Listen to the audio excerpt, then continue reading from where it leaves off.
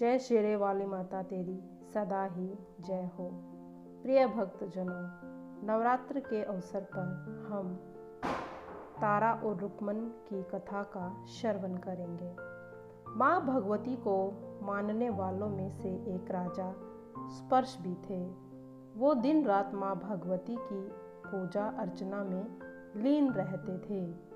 राजा को किसी चीज़ की कमी नहीं थी, बस उन्हें संतान की ख्वाहिश थी।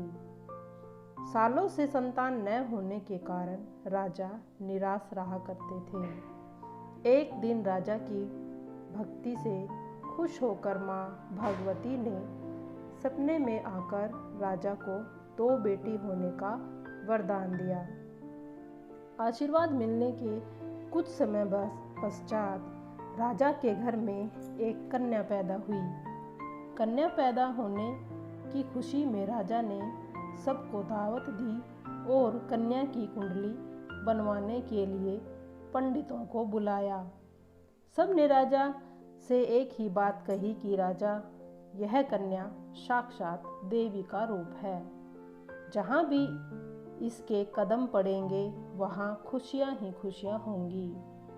यह कन्या भगवती देवी की बहुत बड़ी भक्त होगी। इतना सब कहकर पंडितों ने कन्या का नाम तारा रख दिया।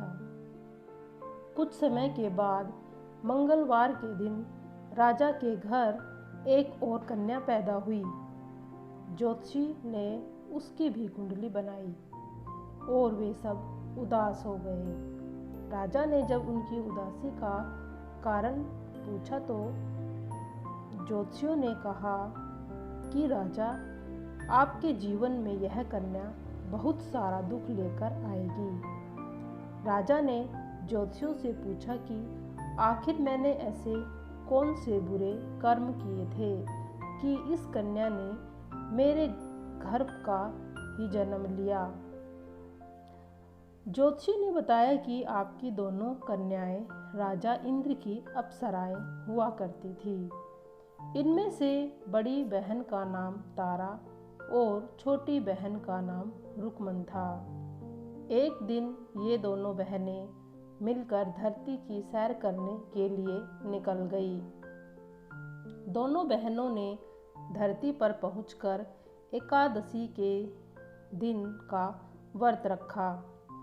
तारा ने अपनी छोटी बहन रुक्मन से कहा कि आज एकादशी का व्रत है, इसीलिए बाजार जाकर कुछ ताजे फल ले आओ, लेकिन वहाँ कुछ खाना मत। रुक्मन बाजार फल लेने के लिए चली गई। वहाँ उसने मछली के पकोड़े दिखे। उसने झट से उन्हें खा लिया और अपनी बड़ी बहन तारा के लिए कुछ फल लेकर आ गई। वापस अपनी बहन के पास चली गई। तारा ने रुक्मन से पूछा कि तुमने मेरे लिए फल क्यों नहीं लाई। उसने जवाब दिया कि वो मछली के पकोड़े खाकर आई है। तारा ने गुस्से में कहा कि तुम पापिन हो, एकादशी के दिन तुमने मछली खा ली है। ऐसे बुरे कर्म के लिए मैं तुम्हें छिपकली बनने का श्राप देती हूँ। अब धरती पर तारा की बहन रुक्मन छिपकली बनकर रहने लगी। रुक्मन छिपकली बनकर जंगलों में घूमती रहती थी। वही जंगल में एक जाने माने ऋषि गुरु गोरख भी अपने कुछ शिष्यों के साथ रहते थे। उनके शिष्यों में से एक शिष्य बहुत ही घमंडी था। अपने घमंड के चलते वो शिष्य कमंडल में पानी भरकर एकांत में बैठकर तपस्या करने लगा। तभी एक प्यासी गाय वहां पर पहुंच गई। गाय ने सीधे अपना मुंह उस कमंडल में डाला और पानी को पी लिया। पानी पीने के बाद जैसे ही गाय अपना मुंह बाहर को निकालने लगी तो कमंडल नीचे गिर गया और ऋषि का ध्यान भंग हो गया। ऋषि ने देखा कि गाय पानी पी गई है। अब गुस्से में ऋषि ने गाय को एक चिमटे से बुरी तरह घायल कर दिया। इस बात की जानकारी जब गुरु गोरखनाथ को पड़ी तो वो तुरंत गाय को देखने के लिए चले गए। जैसे ही उन्होंने गाय की हालत देखी, वैसे ही गुरु ने अपने घमंडी शिष्य को आश्रम से निकाल दिया। कुछ दिनों के बाद गुरु गोरख ने गौ माता पर किए गए उस अत्याचारों से होने वाले पाप को कम करने के लिए उन्होंने एक यज्ञ करवाया। इस यज्ञ में गाय को चिमटे से मारने वाले उस घमंडी शिष्य को भी पता चल गया।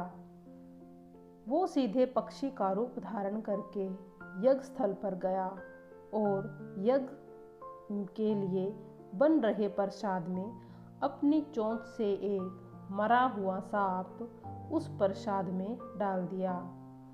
किसी को इस बात की खबर नहीं हुई। ये सब होते हुए तारा से श्राप मिलने वाली छिपकली रुक्मन देख रही थी।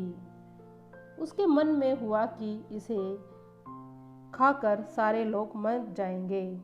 सबकी जान बचाने के लिए छिपकली बनी रुक्मन सभी लोगों के सामने प्रसाद में गिर गई। लोगों ने छिपकली को खूब कोसा बर्तन को खाली करने के लिए। उसी वक्त प्रसाद ग्रहण करने वालों को प्रसाद में मारा हुआ सांप मिला।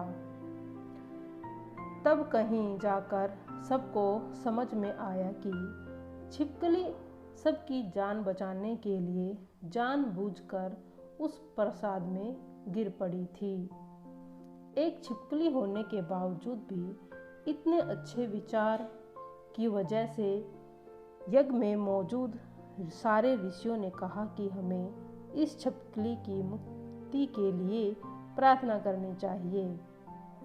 पंडित ने आगे राजा स्पर्श को बताया कि सभी ऋषियों की प्रार्थना से ही रुक्मन बनी छिपकली तीसरे जन्म में आप जैसे प्रतापी राजा के घर में कन्या के रूप में पैदा हुई है।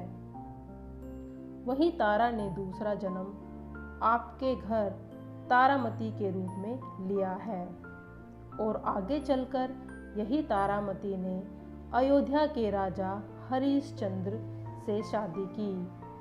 इतनी सब बातें कहने के बाद पंडितों ने राजा स्पर्श को रुक्मन को मारने की सलाह दी।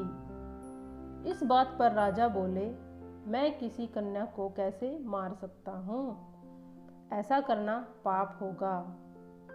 फिर ज्योतिषियों ने कहा कि एक संदूक में सोना चांदी लगवाकर उसके अंदर रुक्मन को रख देना और संदूक को बहते हुए पानी में बहा देना। उसमें लगा हुआ सोना चांदी देखकर लोग नदी से संदूक जरूर निकालेंगे और इस प्रकार कन्या की जान भी बच जाएगी। राजा स्पर्श ने ज्योतिषी के द्वारा बताए हुए उस बात को सुनकर ठीक वैसे ही किया। नदी में सोना चांदी का जड़ा हुआ संदूक देखकर काशी के पास ही नाले नदी साफ करवाने एक आदमी ने उसे बाहर निकाला। उस आदमी की कोई संतान नहीं थी, इसीलिए उसने संदूक के अंदर की उस कन्या को पालने का फैसला लिया। वह आदमी और उसकी पत्नी ने उस कन्या को खूब प्यार दिया और खूब दुलार से उसको पाला। उस कन्या का नाम रुक्को रख दिया गया। बड़ी होते ही दोनों ने रुक्को की शादी करवा दी। रुक्को की सासू माँ तारामती और राजा हरिश्चंद्र के महल में साफ सफाई का काम किया करती थी। कुछ दिनों के बाद रुक्को की सासू माँ बीमार हो गई।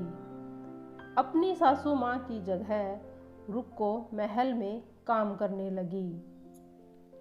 तारामती ने उसे देखा और पुराने जन्म के पुण्य के कारण उसे पहचान लिया और रुक्को से कहा कि तुम मेरे साथ बैठ जाओ। रुक्को ने बोला कि मैं तो एक भंगिन हूँ, आपके पास नहीं बैठ सकती। तब तारामती ने उसे बताया कि तुम पूर्व जन्म में मेरी बहन थी, तुमने एकादशी के व्रत के दिन मछली खा ली थी और मैंने तुम्हें दंड देते हुए छिपकली का श्राप दिया था।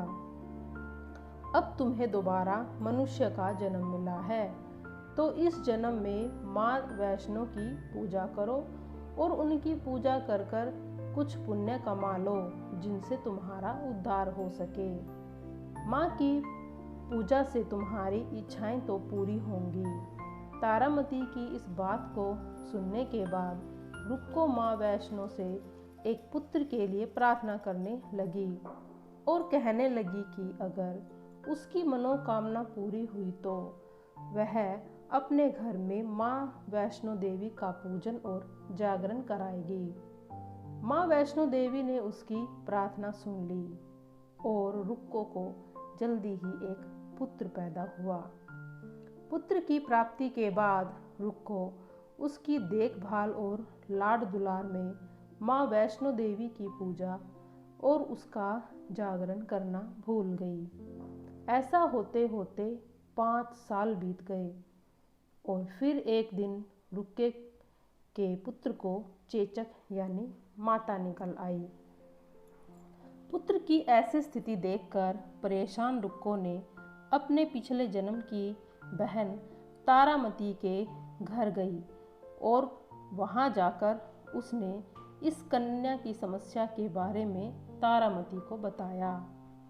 तब तारामती ने पूछा कि तुमने माँ वैष्णो देवी की पूजा अर्चना में कोई गलती तो नहीं की थी?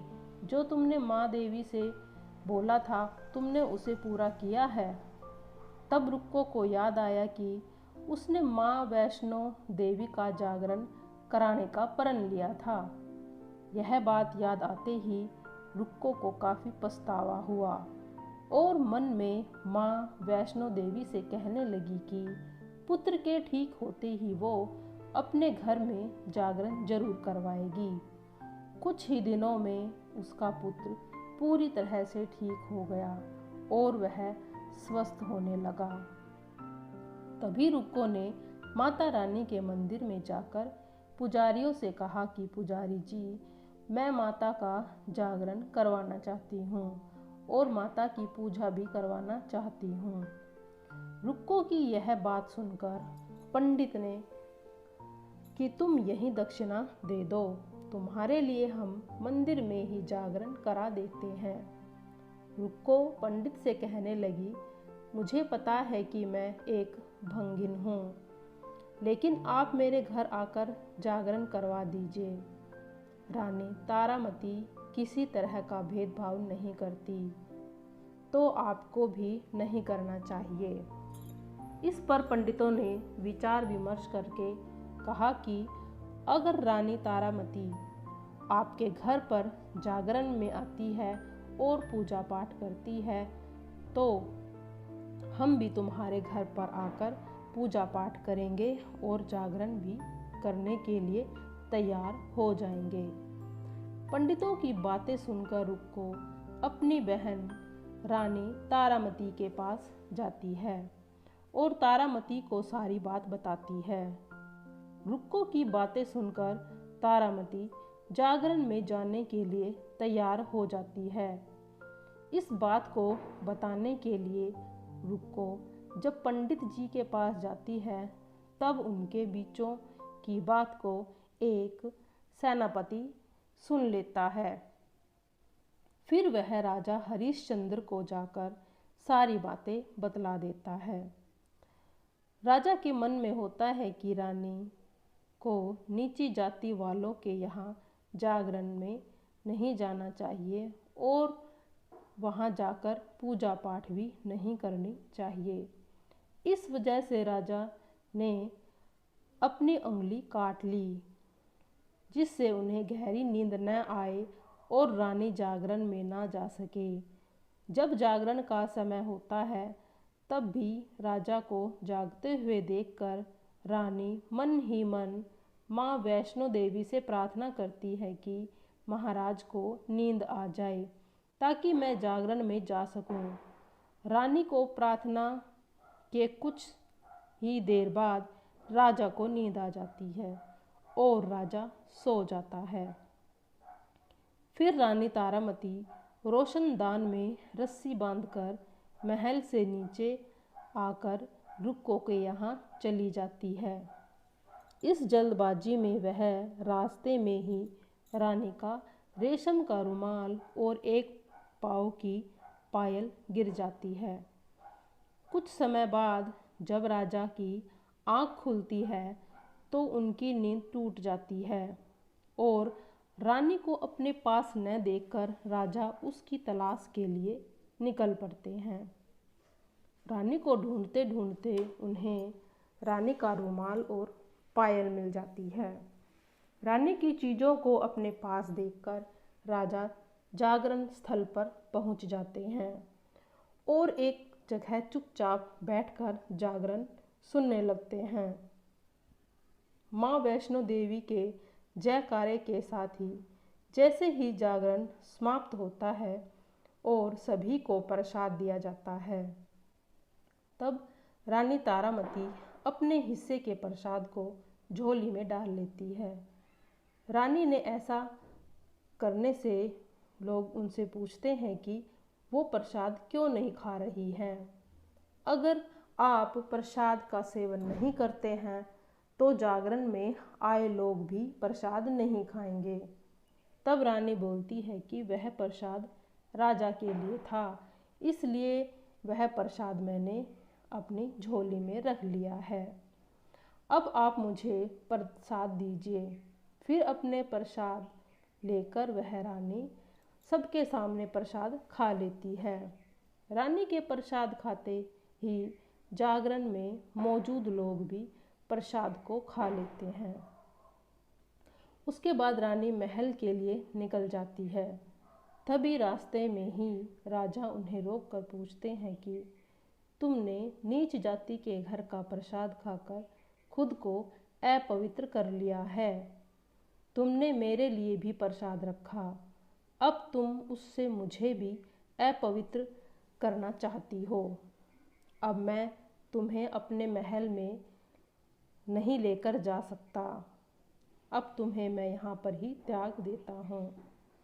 यह बोलते हुए जब रानी ने अपनी झोली को देखती है तब प्रसाद की जगह पर गुलाब, चंपा जैसे अनेक फूल और कच्चा चावल, सुपारियाँ नजर आती है। यह देखकर राजा हैरान हो जाता है। फिर राजा चुपचाप रानी को अपने साथ लेकर महल में पहुंच जाते हैं।